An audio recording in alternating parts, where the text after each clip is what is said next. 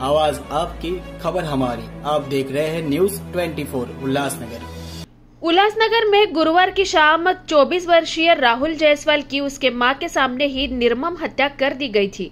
इस मामले में उल्लासनगर की मध्यवर्ती पुलिस ने 7 लोगों के खिलाफ नामजद तथा 3 अज्ञात इस तरह कुल 10 लोगों के खिलाफ मामला दर्ज कर आरोपियों की तलाश सरगर्मी से कर रही थी। हत्यारों को गिरफ्तार करने के लिए मध्यवर्ती पुलिस अपने वरिष्ठों के मार्गदर्शन में 2 टीम गठित कर प्रेमचंद ढकनी, करण ढकनी, प्रणय शेट्टी, संतोष साल्वे, प्रफुल्ल कुमावत, बसंत ढकनी, रॉबिन करोतिया सहित 3 अज्ञात आरोपियों की तलाश सरगर्मी से कर रही थी। घटना के कुछ देर बाद ही 6 आरोपियों को पुलिस ने गिरफ्तार कर लिया, लेकिन रॉबिन करोतिया सहित 3 अज्ञात आरोपियों की तलाश के लिए पुलिस जगह जगह पर दबिश दे रही है।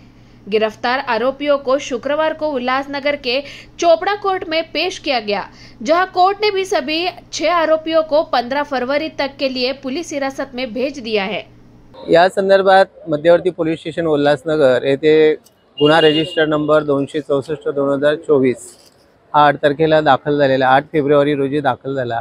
त्यामध्ये 302, 307 आणि रायटिंगचे वगैरे सर्व कलम 120(ब) कलम लावले गेलेले आहेत आणि या संदर्भात पोलिसांनी 14 दिवस पोलीस कस्टडी रिमांड मागितलं होतं।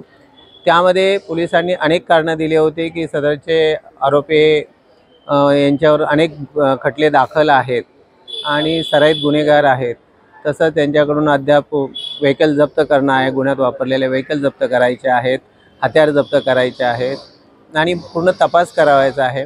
त्यावर आमचा युक्तिवाद असा होता की जो मुख्य आरोपी आहे त्याच्याकडून हत्यार, त्या ठिकाणावर हत्यार आणि ज्या वस्तू ह्या गुन्हा घडण्यासाठी वापरले गेलेले आहेत त्या ऑलरेडी जप्त झालेल्या आहेत आणि 14 दिवस पोलीस कस्टडीची गरज नाही आहे।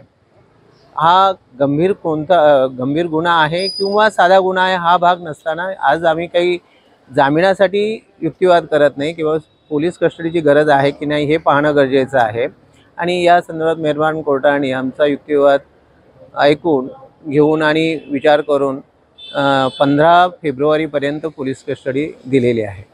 धन्यवाद।